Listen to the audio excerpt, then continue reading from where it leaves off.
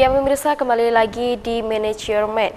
Bante, saya mau bertanya, perilaku baik bermoral itu kan manusia perlu mempelajari perilaku moral. Dalam pelatihan moral itu dalam agama Buddha itu apa saja sih Bante? Sesungguhnya ini merupakan salah satu hal yang penting untuk kita ketahui bahwa dunia ini akan bahagia atau tidak bahagia itu sebenarnya tergantung manajemen kehidupan kita masing-masing. Makanya manajemen cara berbicara ini menentukan. Karena apa yang kita ucapkan ini bisa menyakitkan orang, membuat orang lain menderita. Maka dari itu, apapun yang membuat orang menderita, membuat orang susah dengan ucapan kita, itu menunjukkan tidak pantas diucapkan. Maka itu kita tarik kembali kepada diri sendiri. Kalau kita suka marah-marahin orang, gimana kalau saya sendiri dimarahin orang? Sakit enggak? Oh iya, aku dimarahin, aku dicaci maki, dihina orang, aku menderita. Maka kita jangan mencaci maki, jangan menghina orang. Dengan demikian inilah kita memahami ternyata ucapan itu begitu tujuannya. Kalau kita tidak suka dikata-katain kasar, jangan mengasain orang lain. Kalau kita tidak suka difitnah, jangan memfitnah orang lain juga. Kalau kita tidak suka dibohongin, ya jangan membohongin orang lain. Jadi inilah yang dikatakan hukum aksi dan reaksi. Kalau aku gak gelem diginikan, ya jangan digitukan juga pada orang lain. Jadi kalau kita tidak mau dicita, tidak mau dicubit, tidak mau dipukul, sampai tidak mau dibunuh, ya jangan melakukan kekerasan dengan sistem seperti itu. Itu membuat orang lain menderita. Karena itu kalau aku rasakan, aku juga menderita. Maka orang lain juga menderita. Maka dari itu tujuan agama bukan menciptakan penderitaan. Tujuan agama adalah menciptakan kebahagiaan. Baik kepada pribadi maupun kepada pihak yang lain. Kalau aku tidak dipukul, tidak dicita, tidak ditendang, tidak dibunuh, aku bahagia. Ya, lakukanlah kepada orang lain dengan cara seperti itu yang sama. Jangan menjita, jangan memukul, jangan menendang, jangan membunuh. Supaya mereka juga tidak menderita. Itulah yang akan mendatangkan kebahagiaan. Begitu juga. Ucapan tadi kita sudah bicara juga sama seperti itu. Dengan cara seperti inilah yang dikatakan ucapan benar akan membawa kedamaian dan kebahagiaan. Tingkah laku yang benar akan mendapat kedamaian dan kebahagiaan. Tapi sebaliknya, ucapan yang kasar, jelek, fitnah, caci maki, berbohong itu semua itu menunjukkan akan merugikan dan membahayakan pihak kelompok yang lain. Itu juga merugikan diri kita sendiri. Maka jangan dibicarakan seperti itu lagi. Tetapi kalau ucapan yang benar, yang baik, yang lemah lembut, yang memotivasi, yang menunjukkan jalan yang tepat, itu akan mendatangkan kedamaian dan kebahagiaan bagi orang lain maupun kita pun ikut senang dan gembira. Maka itulah yang katakan moralitas itu kita tahu mana yang ucapan benar dan mana yang dikatakan tingkah laku yang benar. Otomatis kita akan tahu. Jadi dengan demikian kita lihat ke sini. Kalau kita dicita, aku dicita ini mau ndak? Oh ndak mau ya, jangan mencita orang lain. Kalau aku dirampok orang mau ndak? Aku ndak mau. Kalau kita jangan merampok orang lain. Kalau aku diperkosa orang, mau ndak? Mungkin ada orang gila, mau. Tapi kan kita ya, pada orang lain jangan sampai seperti itu. Toh kan kita bukan gila, kita akan menderita. Otomatis itu tidak bagus. Maka kita jangan melakukan hal itu pada orang lain. Maka itu inilah yang dikatakan hukum aksi yang seperti ini, reaksinya juga seperti itu. Kepada orang lain kita juga sama seperti itu. Otomatis inilah yang dikatakan bagaimana menciptakan kedamaian itu harus kita lihat ke dalam diri kita sendiri. Apakah kita dengan kelakuan ini membuat aku damai atau membuat aku tidak damai? Kalau damai, jalankan. Kalau tidak damai, jangan dijalankan. Kalau kita ucapkan begini, aku mendapatkan ucapan seperti ini juga, apakah damai atau tidak damai? Kalau ini buat kita damai, ucapkan. Kalau ini membuat kita menderita, tidak damai, jadi kata-kata itu jangan diucapkan. Nah itulah ukurannya. Jadi sudah jelas dan terang kita mengukur ke dalam diri kita sendiri, otomatis apa yang baik dan benar itu sudah jelas dan terang. Tidak ada satupun yang mau dipukul, ditendang, dirampok, diperkosa, dicaci maki, difitnah, dibohongin, kata-kata yang kasar apapun juga ini negatif, kita tidak melakukan. Tetapi kata-kata yang positif, tingkah laku yang positif, semuanya senang, semua bahagia, kita jalankan bersama. Itulah moralitas. Baik Bante, kalau kita misalnya mendapatkan omongan yang kasar, yang menyakitkan hati, kan kadang kita merasa kayak dendam, aku benci sama orang ini. Itu sebenarnya apa yang harus kita lakukan selain untuk membenci orang itu? Itulah yang dikatakan kita harus pandai-pandai untuk sering merenungkan.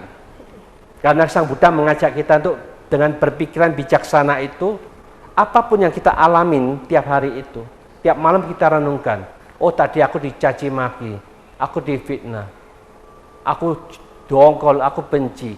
Iya ya, tapi bagaimana aku sudah mengatasi semua itu? Sang Buddha ngatasin itu berbagai macam cara. Kita seolah-olah bisa menutup telinga kita sehingga suara itu tidak sampai masuk ke telinga kita. Kalau ini sudah sering masuk ke telinga kita sebagai sampah, bagaimana kita mengolah sampah itu? Nah, sampah itu yang dikelola untuk supaya kita bisa membuahkan kesabaran. Sampah itu dikelola untuk bisa membuatkan cinta kasih. Sampah itu dikelola untuk bisa menimbulkan kebijaksanaan. Bisa menimbulkan kita tetap tenang dan damai. Itu gimana caranya? Disinilah yang dibutuhkan kebijaksanaan yang sangat luar biasa untuk merenungkan dan menganalisa semua itu. Maka dari itulah yang dikatakan Buddha Dhamma itu belajar masalah realita yang sesungguhnya yang terjadi di dalam kehidupan kita. Kalau kita bisa mengatasi semua ini dengan tepat dan benar, berarti kita tidak pernah membawa penderitaan masuk ke dalam diri kita. Kita juga tidak membawa penderitaan keluar dari batin dan pikiran kita memberikan kepada orang lain. Itu sudah jelas agama yang seperti ini akan membuat kedamaian dan kebahagiaan. Karena kita sama sekali tidak akan membawa penderitaan pada pihak manapun juga. Disitulah yang paling benar di sana. Tetapi sudah sampai di mana kemampuan kita. Itu aja yang penting. Bante, kan manusia adalah makhluk sosial Bante. Kadang kita juga menginginkan punya sahabat, punya teman. Kalau berikutnya teman kita atau sahabat kita itu kayak sukanya sombong, pamer, berfoya-foya, apa kita masih harus berteman sama dia atau enggak Bante? Ya, maka dari itulah kita harus mempelajari yang dikatakan sahabat yang baik itu bagaimana, sahabat yang kurang baik itu bagaimana. Siapapun juga yang suka berfoya-foya, suka berjudi, sombong, pamer kekayaannya misalkan, itu sebagai sarana Sang Buddha katakan tidak bagus untuk jadi teman kita. Kita akan diajak untuk seperti itu juga, akhirnya kita akan terjerumus mengikuti sistem dan cara mereka karena mereka merasa aku yang punya uang, aku yang berkuasa dengan uangku, aku mau sesuka-sukaku, kamu mau apa? Akhirnya kita tidak bisa apa-apa, kita mengikuti kehendak mereka, jadi kita mengikuti jalan yang hitam nanti. Jadi dengan demikian otomatis kita harus memilah-milah. Kalau teman kita menunjukkan jalan yang benar, yang baik, yang terang, ya kita ikutin. Kalau itu karena dia suka berfoya-foya, suka mabuk-mabukan misalkan, ya otomatis kita tahu ini jalan yang salah. Bidang agama manapun juga tidak ada satupun yang menyetujui mabuk-mabukan, berfoya-foya, keluyuran, tidak mau kerja, berfoya-foya terus, otomatis itu tidak bahagia. Maka dari itu marilah kita mulai sekarang dan seterusnya memahamin bahwa hidup berkeluarga itu perlu untuk kita bangkitkan bersama. Bagaimana kita baca parita, karena baca parita itu adalah peneguhan untuk membangkitkan motivasi kita bersama supaya pertama kali kita bersih, hening, jernih, sempurna yang telah dicapai oleh Sang Buddha. Kesempurnaan itulah yang kita hormatin. Marilah kita bangkitkan bersama-sama untuk menciptakan pikiran yang jernih, bersih seperti beliau.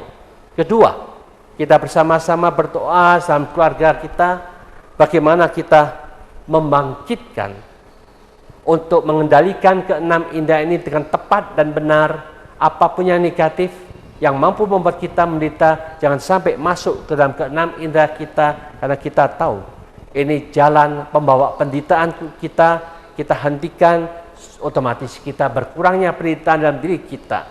Demikian juga kita harus memahami apapun yang diajarkan Sang Buddha itu, lihat dalam pikiran kita. Ketika pikiran negatif muncul, itulah yang bisa menyebabkan kita bicara negatif, melakukan yang negatif. Marilah kita bersama-sama kendalikan dengan sungguh-sungguh pikiran itu, tidak kita ucapkan, tidak kita lakukan, supaya kita tidak pernah membawa penderitaan bagi makhluk manapun juga. Marilah kita bersukacita dengan penuh keberanian, memasukkan program-program yang positif dari siapapun juga, kalau itu memang adil, itu benar, itu membangkitkan kebijaksanaan, mampu memotivasi kita, mampu menunjukkan jalan menuju damai dan bahagia yang sesungguh-sungguhnya kita laksanakan bersama.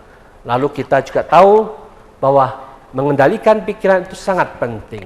Membiasakan berpikiran positif juga sangat penting. Membersihkan terus-menerus batin dan pikiran kita, ini merupakan tujuan utama dari semua makhluk untuk meningkatkan kualiti batin dan pikiran kita. Ini sangat penting semuanya. Maka inilah yang dikatakan apa yang diajarkan Sang Buddha seperti itu intinya. Maka dari itu ketika kita sudah memahami seperti ini, jadilah kita sebagai siswa Sang Buddha yang benar, yang baik, yang lurus dalam cara berpikir, berbicara, dan berperilaku. Itulah jalan menuju damai dan bahagia yang sejati akan kita dapatkan. Semoga semua makhluk hidup berbahagia. Sekian, terima kasih. Baik, terima kasih Bante, terima kasih pemirsa untuk yang tetap stay di Dhamma TV menyaksikan Manage Your Mind. Dan kita akan berjumpa kembali di Manage Your Mind berikutnya. Saya Nancy Deunika dan kru yang bertugas mengucapkan terima kasih dan pamit undur diri apabila ada salah kata, kami mohon maaf. Sabe sata bawantu sukitata, semoga semua makhluk hidup berbahagia.